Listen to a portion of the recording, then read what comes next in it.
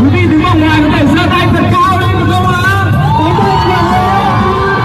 Hãy subscribe cho kênh Ghiền Mì Gõ để không bỏ lỡ